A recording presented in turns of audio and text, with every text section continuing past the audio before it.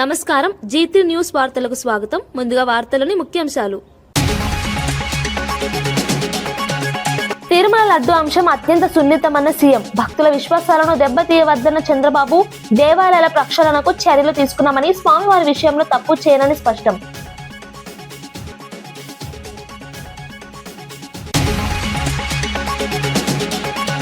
రేవంత్ తో లక్కీ జోడిగా మహేష్ గౌడ్ వ్యాఖ్య. సమన్వయంతో కాంగ్రెస్ బలపడుతోందన్న అభిప్రాయం. జీహెచ్ఎంసీ ఎన్నికల్లో విజయం సాధిస్తామన్న ధీమా. ప్రజల సేవే మా లక్ష్యమని స్పష్టం చేసిన నేత.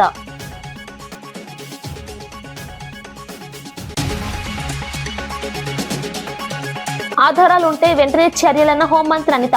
వ్యక్తిగత ఆరోపణలతో సభా సమయం వృధా వద్దు అని వ్యాఖ్య. చట్టపరంగా ప్రభుత్వం సిద్ధమని స్పష్టం. ప్రజా సమస్యలపైన చర్చించాలని పిలుపు.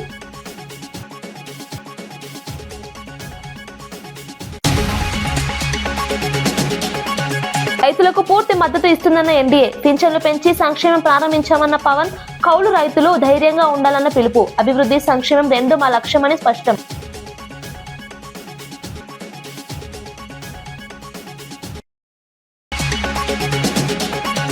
కాంగ్రెస్ ఖాతాలో స్టేషన్ గన్పూర్ మున్సిపాలిటీ 18 బడుల్లో 13 గెలిచి స్పష్టమైన మెజారిటీ. కడియం మద్దతుతో మారిన రాజకీయ సమీకరణాలు. పట్టణ అభివృద్ధికి కట్టుబడి పనిచేస్తామన్న నేతలు.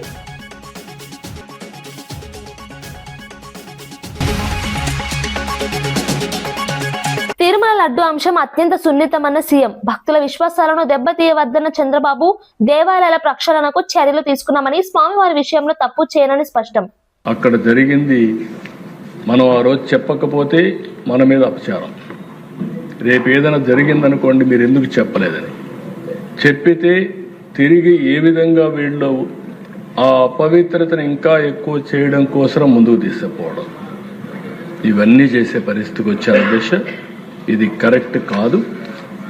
నేను ఒకటే హామీ ఇస్తున్నా, రాష్ట్రంలో ఉండే అన్ని దేవాలయాల్ని ప్రక్షాళన చేశాం. ఎక్కడా అపవిత్ర జరగడానికి వీలు లేదు, ఎవరి మనోభావాలు దెబ్బతినడానికి వీలు లేదు.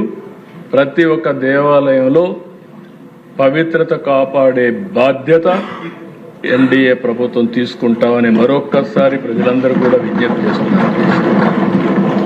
ఇంకొక పక్కన దిశ ఒకసారి చూస్తే బాధ వేస్తుంది, వీళ్ళ యొక్క బిహేవియర్ చూస్తే కూడా ఆశ్చర్యం వేస్తుంది.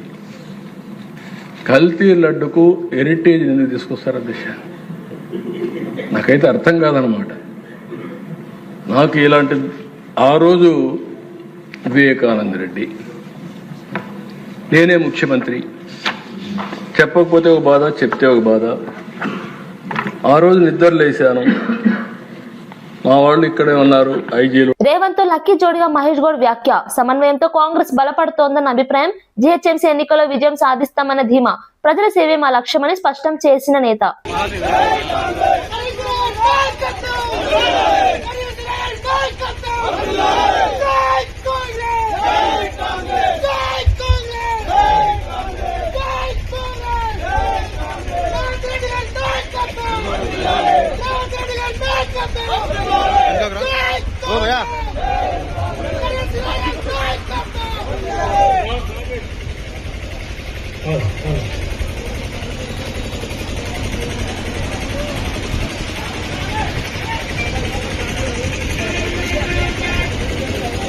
కాంగ్రెస్ ఖాతాలో స్టేషన్ గన్పూర్ మున్సిపాలిటీ 18 బడుల్లో 13 గెలిచి స్పష్టమైన మెజారిటీ.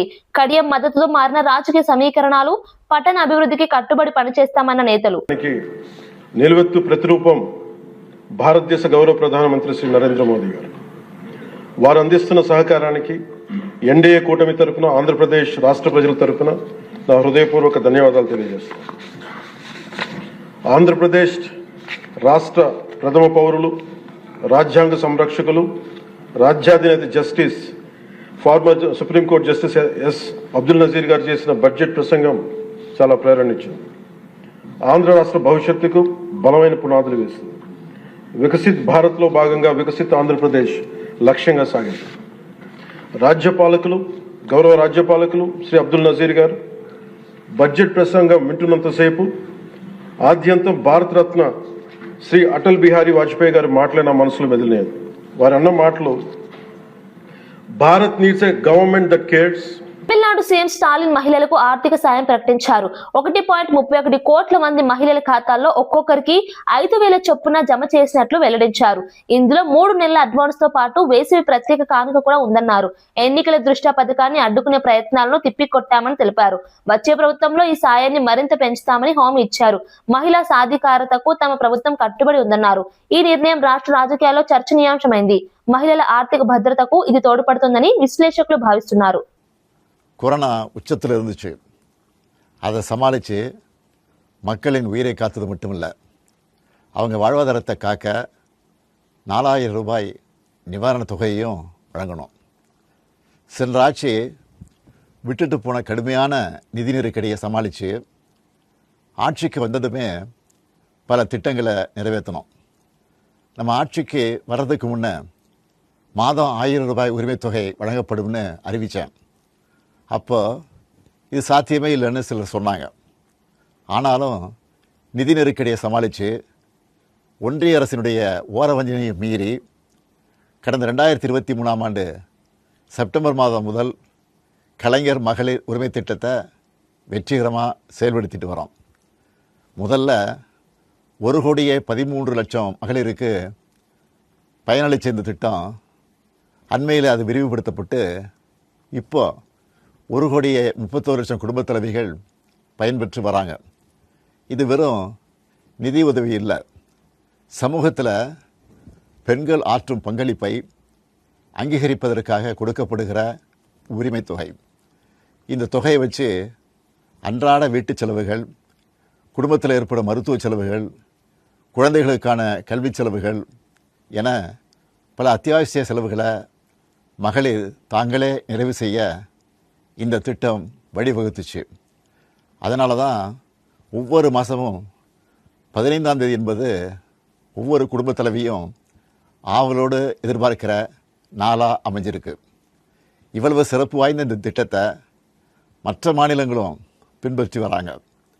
இந்த உரிமை தொகையை மேம்படுத்தணும்னு நாம் செயல்பட்டு வந்தால் அதுக்கு எதிராக டெல்லியில் இருக்கக்கூடிய ஒரு கூட்டமும் தமிழ்நாட்டில் அவங்களுக்கு அடிமையாக இருக்கக்கூடிய இன்னொரு கூட்டமும் எதிர்வரும் சட்டமன்ற தேர்தலை காரணம் காட்டி அடுத்த 3 மாதத்துக்கு இந்த மகளிர் உரிமை தொகையை நிறுத்த சூழ்ச்சி செய்கிறதா தகவல் வருது. இது வச்சு நீதிமன்றத்தில் வழக்கு தொடரவும் சிலர் முயற்சி செய்வதாக செய்திகள் வருது. 1,31,00,000 மகளிர் உழைப்பை அங்கீகரிக்கிற இந்த திட்டத்தை 3 மாதம் நிறுத்தி வச்சா நீங்கள் எவ்வளவு சிரமங்களுக்கு ஆளாவீங்கன்னு உங்கள் வீட்டில் ஒருத்தனா இருக்கக்கூடிய எனக்கு நல்லா தெரியும். கடும் வெயிலில் తిరుమల లడ్డూ వ్యవహారం అత్యంత సున్నితమైన అంశమని ముఖ్యమంత్రి చంద్రబాబు స్పష్టం చేశారు.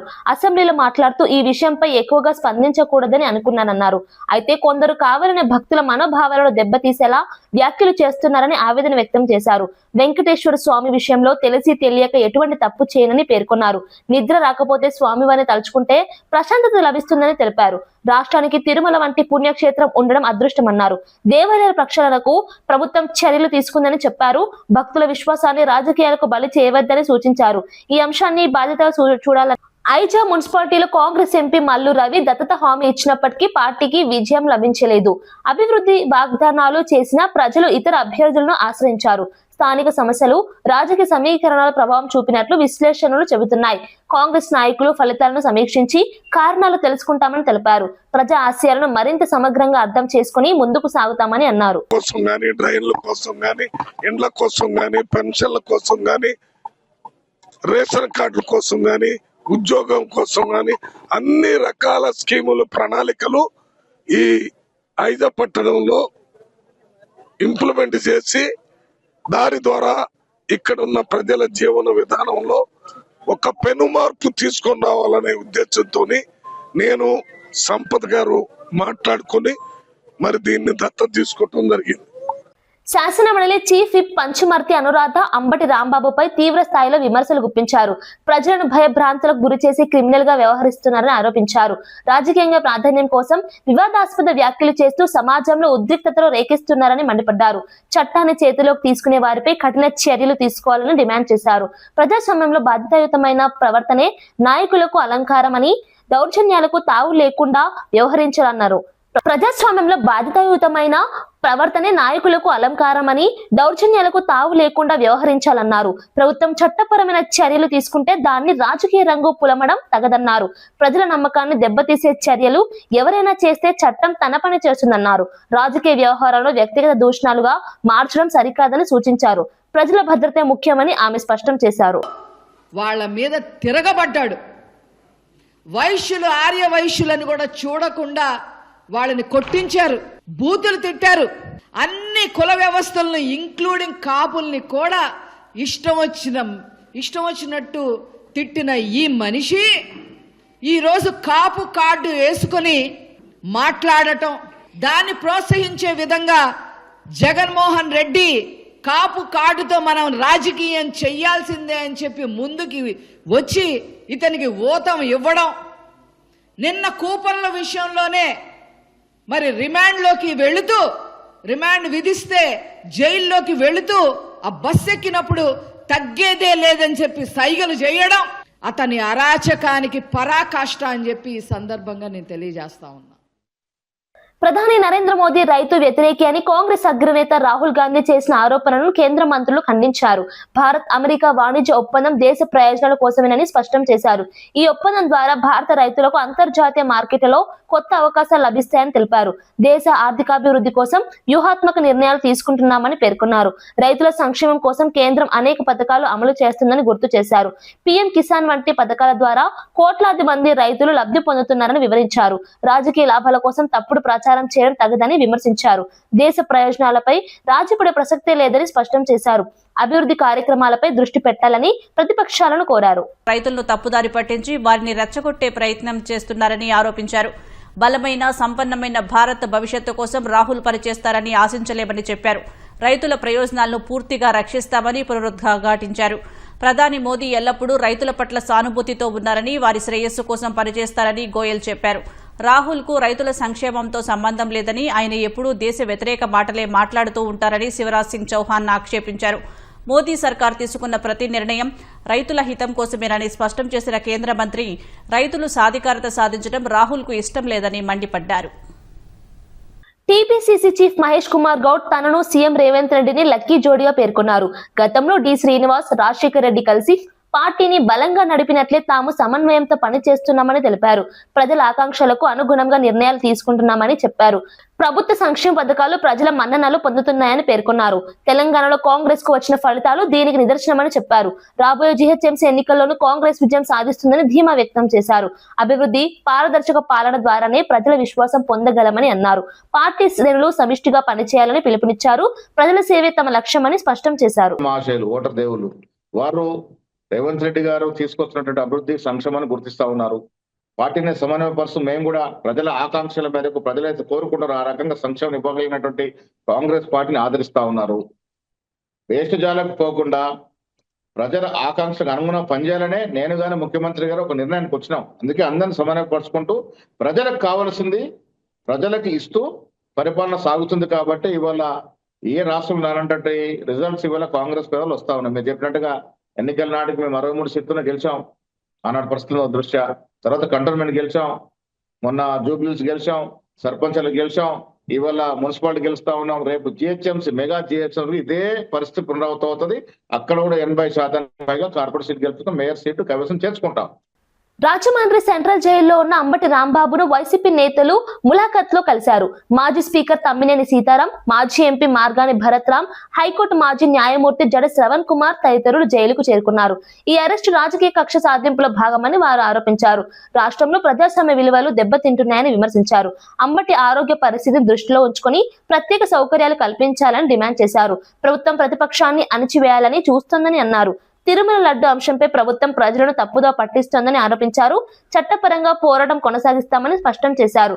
ప్రజాస్వామ్య హక్కులను కాపాడేందుకు వెనకాడబోమన్నారు. వక్రమార్గంగా చూపిస్తున్నారు. అంతేకాదు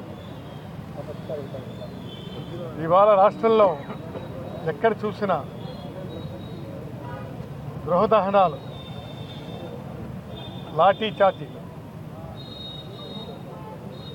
లూటీలు ఇవన్నీ విపరీతంగా జరుగుతున్నాయి. దీనికి ప్రధానమైనటువంటి కారణం ఏంటో మీ అందరికీ తెలుసు. రెడ్ బుక్ రాజ్యాంగం అంటే ఇది ఎలా రెడ్ బుక్ రాజ్యాంగమో నాకైతే అర్థం కావటం లేదు. మీరైనా అర్థం చేసుకోవాలి. ఈ రాజ్యాంగం ఎక్కడ తీసుకెళ్ళుద్దో తెలియదు. అసలు ప్రభుత్వం అంటే ఏమిటి? ఇవాళ ప్రభుత్వం మీరెంతో ఉద్ధరిస్తారని, మీరెంతో న్యాయం చేస్తారని ప్రభుత్వం మీ చేతికి ఇచ్చారు. అంటే అలాంటిది మీరేం చేస్తున్నారు? మీరు ఎక్కడ పడితే అక్కడ, ఎవరిని పడితే అక్కడ మీ ఇష్టం వచ్చినట్టుగా, మీ ఇష్టానుసారంగా బిహేవ్ చేస్తున్నారు. అందుకే నేను అడుగుతున్నాను, ఇవాళ అంబటి రాంబాబు గారిని అరెస్ట్ చేశారు. ఏ కారణంతో అరెస్ట్ చేశారు? మీరు చెప్పాలి. మీరు చెప్పాల్సినటువంటి అవసరం ఉంది అంటున్నాను. ప్రజాస్వామ్యంలో మీరు చాలా ఉన్నతమైనటువంటి పాత్ర నిర్వహిస్తున్నారు.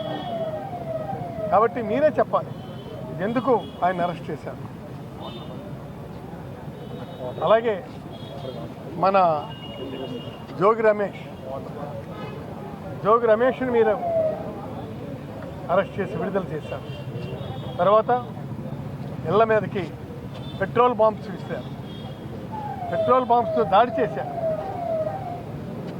ఈ విధమైనటువంటి పరిస్థితుల్లో వాళ్ళ నాన్నగారు ఉన్నారు, చాలా ఏజ్డ్. ఆయన ఏమైనా అయితే దానికి బాధ్యత ఎవరు వహిస్తారు? ఈ గోండాల, రౌడీల, ఈ ప్రభుత్వమా? ఎవరు దీనికి బాధ్యత వహిస్తారు? ఇలాంటి పరిస్థితుల్లో ప్రభుత్వాలు ఉంటే చాలా మనుగడ కష్టం. అందుకే మేము చెప్తున్నాం, మీరేం చేయాలనుకున్నా, ఏం చెందాలనుకున్నా మీరు చాలా స్పష్టంగా ముందుకొచ్చి చెప్పండి. అంతేగాని ఈ విధమైనటువంటి నిర్ణయాలు చేయడం కరెక్ట్ కాదు. ఇవాళ రాంబాబుని చూడడానికి వెళ్ళా, ఆయన హ్యాపీగా ఉండొచ్చు. ఆయన హ్యాపీగా ఉన్నారా? మీరు చెప్పాలి. మీరు కూడా వెళ్ళి ఒకసారి చూడండి. ఆయన సరదాగా జోక్స్ చేస్తారు, కానీ ఆ జోక్స్ వెనుకున్నటువంటి మనోవేదన మనం అర్థం చేసుకోవాలి కదా. ఈ విధమైనటువంటి పరిస్థితి పెన్నడూ జరగలేదు. తర్వాత అక్కడ మన చెవిరెడ్డి భాస్కర్ రెడ్డి, ఆయనకి ఇన్నేళ్ళు ఉంచి విడిచిపెట్టారు. తర్వాత ఇక్కడ మన విడుదల రజని, తర్వాత ఇక్కడ మన బ్రహ్మనాయుడు, వీళ్ళందరి మీద ఏమిటి అసలు? ఇది ప్రభుత్వమా, రాక్షసత్వమా? ఈ ప్రభుత్వానికి ఏమైనా సరే హద్దు ఉందా? ఇది సరైనటువంటి పద్ధతి కాదని చెప్తున్నాను. మీకు ఏమైనా అలాంటి అవకాశం ఉంటే మీరు ఇంకో విధమైనటువంటి చేయండి. ఈ విధమైనటువంటి అరాచకత్వంతో మీరు రాజ్యాన్ని చేస్తారా? No, this is not correct. అలాగే మొన్న వచ్చాను నేను ఇక్కడికి, ఎప్పుడు మన మిథున్ రెడ్డి. కూటమి ప్రభుత్వంలో ఉద్యోగులు నష్టపోతున్నారని ఎమ్మెల్సీ పర్వతరెడ్డి చంద్రశేఖర్ రెడ్డి ఆరోపించారు. కొత్త పీఆర్సీపై ప్రభుత్వం ఇప్పటి వరకు ఎలాంటి నిర్ణయం తీసుకోలేదని విమర్శించారు. పీఆర్సీ కమిషన్ కూడా ఏర్పాటు చేయకపోవడం ఆందోళనకరమన్నారు. 4 DAలు పెండింగ్ లో ఉన్నాయని తెలిపారు. పీఆర్సీ ఆలస్యమైతే కనీసం ఐఆర్ ప్రకటించాల్సిందని అన్నారు. తమ ప్రభుత్వ హయాంలో ఒక్క DA కూడా పెండింగ్ లో పెట్టలేదని గుర్తు చేశారు. ఉద్యోగుల సమస్యలను ప్రభుత్వం నిర్లక్ష్యం చేస్తోందని విమర్శించారు. పరిపాలన సజావుగా నడవాలంటే ఉద్యోగుల సంక్షేమం కీలకమన్నారు. వెంటనే చర్చలు జరిపి సమస్యలను పరిష్కరించాలని డిమాండ్ చేశారు. ఉద్యోగుల న్యాయమైన హక్కులను కాపాడాలని స్పష్టం చేశారు. కానీ పీఆర్సీ గడువు ముగిసి 3 సంవత్సరాలైనా ఇప్పటి వరకు ఐఆర్ కూడా ప్రకటించలేదు అధ్యక్ష. ఇలా ఇప్పటి వరకు ఎప్పుడు కూడా జరగలేదు. అలానే 4 DAలు పెండింగ్ ఉన్నాయి. ఇంతకుముందు 2024 దాకా ఒక్క DA కూడా పెండింగ్ లేకుండా క్లియర్ అయితే ఇప్పుడు 4 DAలు ఉన్నాయి. అదేవిధంగా స్వాతంత్రం వచ్చినప్పటి నుంచి కూడా 2024 వరకు సుమారుగా 23,000 కోట్ల బకాయిలు ఉంటే అవన్నీ చెల్లిస్తామని చెప్పారు అధ్యక్ష. అవి చెల్లించకపోగా కొత్తగా గ్రాట్యుటీ కానీ సరెండర్ లీవ్లు కానీ ఇవన్నీ కూడా యాడ్ అయ్యి సుమారుగా ఈరోజు 30,000 కోట్ల బకాయిలు ఉన్నాయి అధ్యక్ష. ఉద్యోగులు తీవ్రమైన ఆందోళనలో ఉన్నారు అధ్యక్ష. పేద కుటుంబాల నుంచి వచ్చి కష్టపడి చదివి ప్రభుత్వ ఉద్యోగాలు సాధించి పనిభారం, పథకాల నిర్వహణ, ఒత్తిళ్ల మధ్యలో వాళ్ళ విధులు నిర్వహిస్తూ ఉన్నారు. అలాంటి ఉద్యోగులకు ఇప్పుడు మనం న్యాయం చేయాల్సిన అవసరం తప్పకుండా ఉంది అధ్యక్ష. అందుకని చివరిగా నేను అనేది ఏంటంటే తక్షణమే వారికి ఒక 30% ఐఆర్ ప్రకటించి పిఆర్సీ కమిషన్ అని వెంటనే ఏర్పాటు చేయడంతో పాటు పెండింగ్లో ఉన్నటువంటి 4 ములుగు మున్సిపాలిటీకి జరిగిన తొలి ఎన్నికల్లో కాంగ్రెస్ పార్టీ స్పష్టమైన ఆధిక్యాన్ని సాధించింది. మొత్తం 20 వార్డుల్లో 12 వార్డులను గెలుచుకుని మెజార్టీ సాధించింది. బీఆర్ఎస్ 5, బీజేపీ 1, ఇతరులు 2 స్థానాల్లో విజయం సాధించారు. ఈ ఫలితాలపై మంత్రి సీతక్క హర్షం వ్యక్తం చేస్తూ ఇది ప్రజల ఆకాంక్షలకు ప్రతిబింబమని తెలిపారు. ప్రభుత్వ సంక్షేమ పథకాలపై ప్రజలు విశ్వాసం ఉంచారని వ్యాఖ్యానించారు. గెలిచిన కౌన్సిలర్లు ప్రజలకు అందుబాటులో ఉంటూ పట్టణ అభివృద్ధికి కృషి చేయాలని సూచించారు. మౌలిక వసతులు, తాగునీరు, రహదారులు, పారిశుద్ధ్యంపై ప్రత్యేక దృష్టి పెట్టాలని ఆమె అన్నారు. ఈ విజయం ద్వారా రాష్ట్రంలో కాంగ్రెస్ పట్ల ప్రజల విశ్వాసం మరింత బలపడిందని పార్టీ నేతలు పేర్కొన్నారు. మరి ఇంకా 3 సంవత్సరాలు కాంగ్రెస్ అధికారంలో ఉన్నది, మళ్ళీ వచ్చేది కూడా కాంగ్రెస్. కాబట్టి ప్రతి ఒక్కరూ పార్టీ నిర్ణయానికి కట్టుబడి ఉండాలని మేము అభ్యర్థులు కూడా చెప్పుకోవాలి. మాకిది మాకది అని పోటాపోటీ కాకుండా పార్టీ నిర్ణయం మేరకు, పార్టీ భవిష్యత్తు మేరకు, పార్టీ బలోపేతం మేరకు, పార్టీ సిద్ధాంతం మేరకు అందరూ కలిసికట్టుగా పనిచేయాలని కోరుకుంటూ 16వ తారీఖు నాడు మరి ఎన్నిక ఉంటుంది. చైర్మన్, వైస్ చైర్మన్, ఇతర కౌన్సిల్ మెంబర్స్. కాబట్టి అందరూ కూడా పార్టీ నిర్ణయానికి కట్టుబడి ఉండాలి. సంపూర్ణ మెజార్టీ వచ్చినా కూడా ఒకనాడు అందరం కలిసిమెలిసి ఉండడం అనేది చాలా అవసరం. ఈ పట్టణాన్ని అభివృద్ధి చేయాలని వాస్తవానికి మాస్టర్ ప్లాన్ కోసం మరి ఒక ఏజెన్సీ కూడా ఈరోజు పిలవడం జరిగింది. ఈ ఎన్నికల్లో మనం ఈ రిజల్ట్ అడవుల్లో ఉన్నాం. ఇప్పటికే మనము అంటే రిజల్ట్ తొందరగా అయిపోతే వేరే పని అనుకున్నాం, కానీ మరి కొద్దిగా డిలే అయినప్పటికీ కూడా నేను అందరికీ ఒకటే చెప్తున్నా, ఇక్కడ నాయకులకు కానీ గెలిచినటువంటి అభ్యర్థులకు కానీ పార్టీ పట్ల అంకిత భావం, సిన్సియారిటీ, గెలవ ముందు ఒక రకంగా, గెలిచినాక ఒక రకంగా, సీట్ రాకముందు ఒక రకంగా, సీట్ వచ్చినాక ఒక రకంగా, ఇలాంటి అస్సలే చేయకూడదు. ఖచ్చితంగా అందరికి విప్పు కూడా జారీ చేస్తాం. తప్పుడు పనులు చేస్తే వాళ్ళ సభ్యత్వం కూడా పోతాం. కాబట్టి మరి ఎవరు ఇవాళ అక్కడ గెలిచినటువంటి వాళ్ళు కూడా మరి ఈ రోజు ఇద్దరు ఇండిపెండెంట్ కూడా ఉన్నారు. వాళ్ళందరూ కూడా గతంలో కానీ మొన్న కానీ మన పార్టీ టికెట్ అడిగినటువంటి వాళ్ళే. ఇంకో ఇతర పార్టీలలో మనం టికెట్ ఇవ్వకపోతే అటుపై గెలిచినటువంటి వాళ్ళే. కాబట్టి కాంగ్రెస్ పార్టీని బలోపేతం చేయడం కోసం మంచిగా ఆలోచించి భవిష్యత్తులో ఇప్పుడు గెలిచినటువంటి వాళ్ళందరూ భవిష్యత్తులో మీ భవిష్యత్తు బాగుండే విధంగా నిర్ణయాలు తీసుకుందాం. రాజకీయాల్లో తల్లులను లాగడం తగదని శాసనమండలి విపక్ష నేత బొత్స సత్యనారాయణ అన్నారు. అంబటి రాంబాబు తల్లిపై వ్యాఖ్యలు చేశారని ఆరోపణల నేపథ్యంలో ఆయన స్పందించారు. ఇలాంటి రాజకీయాలు తాను ఎప్పుడూ చూడలేదని, వ్యక్తిగత విషయాలను సభలోకి తీసుకురావడం సరికాదని చెప్పారు. టీడీపీ నేతల ప్రేరేపణతోనే అంబటి స్పందించారని పేర్కొన్నారు. అధికారంలో ఉన్నారని ఇష్టారీతిగా వ్యవహరించడం మంచిది కాదని హెచ్చరించారు. ప్రజాస్వామ్యంలో పరస్పర గౌరవం అవసరమని, సభా మర్యాదలు పాటించాలని సూచించారు. వ్యక్తిగత దూషణలు రాజకీయాలను దిగజారుస్తాయని అన్నారు. ఆయన తల్లి కాదా, ఆయన తల్లి కాదా, ఆయన తల్లి కాదా, ఆయన తల్లిని తిరిగితే, ఆయన ప్రేరేపిస్తే దానికి ఆయన రియాక్ట్ అయ్యాడు, దానికి ఆయన రియాక్ట్ అయ్యాడు తప్ప ఆయన తల్లి ఒకటి, మీ తల్లి ఒకటి, నా తల్లి ఒకటి, అందరి తల్లి ఒకటే. మీ తల్లి, నా తల్లి, ఆయన అందరి తల్లి ఒకటే, ఒకటే. కానీ ఈ సాంప్రదాయం కాదు అధ్యక్ష, ఈ సాంప్రదాయం కాదు అధ్యక్ష. వాయిస్ పెంచేంతట్లోనూ గట్టిగా మాట్లాడటంలోనూ ఇమోషనల్ పెంచడంలోనూ ప్రదర్శించ అధ్యక్ష. సాంప్రదాయబద్ధంగా చట్టబద్ధంగా ప్రభుత్వాలు వచ్చి చట్టబద్ధంగా సాంప్రదాయబద్ధంగా మీరు వచ్చి యాక్ట్ చేయాలి అధ్యక్ష. ప్రభుత్వం ఎందుకు ఇచ్చారు అధ్యక్ష? మీకు అధికారం దేనికిచ్చారు? అధికారం చేతిలో తీసుకొని మీ ఇష్టారాజ్యంగా చలాయించమనా? అధికారంగా మీ సూచనల మీద వచ్చి కేసులు పెట్టమనా? పెట్రోల్ పంపులు ఇస్తామనా? వాళ్ళకి వచ్చి బెయిల్బుల్ సెక్షన్ ఇవ్వమనా? లేకపోతే వాళ్ళ మీద వచ్చి ఆ మహిళల మీద దాడి చేయమనా? దేనికిచ్చారు చట్టం? ఇది దయచేసి సార్ ఎవరు తల్లైనా ఎవరు తల్లైనా ఎవరు తల్లైనా ఎవరు భార్య అయినా ఏ మహిళ అయినా అందరూ గౌరవించాల్సిందే, పూజించవలసిందే. ఇందులో ఎవరికి ఏ విధంగా భేదాభిప్రాయం లేదు అధ్యక్ష. ఇందులో ఎవరికి భేదాభిప్రాయం లేదు అధ్యక్ష. ఎవరు చేసినా సరే తప్పు తప్పే అధ్యక్ష. ఎవరు చేసినా సరే తప్పు తప్పే అధ్యక్ష. తప్పుని సంబంధించే సమస్య లేదు అధ్యక్ష. కానీ అక్కడ పరిస్థితులు, అక్కడ వాస్తవాలు, అక్కడ జరుగుతున్న పరిణామాలు అవన్నీ కూడా ఆలోచన చేసుకోవాలి బాధ్యత ఉంది అధ్యక్ష. ఆయన వచ్చి చెప్పాడు జరిగింది, నా వయసుకి ఇది మంచిది కాదు. అంబటి రాంబాబు తల్లిపై తిట్టినట్లు ఆధారాలుంటే పంపించాలని వెంటనే చర్యలు తీసుకుంటానని హోంమంత్రి అనిత స్పష్టం చేశారు. దేవాలయం లాంటి కౌన్సిల్లో ఇలాంటి విషయాలపై గంటల తరబడి చర్చించడం సమంజసం కాదని వ్యాఖ్యానించారు. వ్యక్తిగత ఆరోపణలతో సభా సమయాన్ని వృధా చేయకూడదని సూచించారు. ఆధారాలు లేకుండా ఆరోపణలు చేయడం సరికాదని, చట్టపరమైన చర్యలు తీసుకోవడానికి ప్రభుత్వం సిద్ధంగా ఉందని చెప్పారు. రాజకీయ విమర్శలు ఒక పరిమితిలో ఉండాలని, వ్యక్తిగత అవమానాలు అనవసర ఉద్రిక్తతలకు దారితీస్తాయని హెచ్చరించారు. సభలో ప్రజా సమస్యలపై చర్చించడమే ముఖ్యమని ఆమె అభిప్రాయపడ్డారు.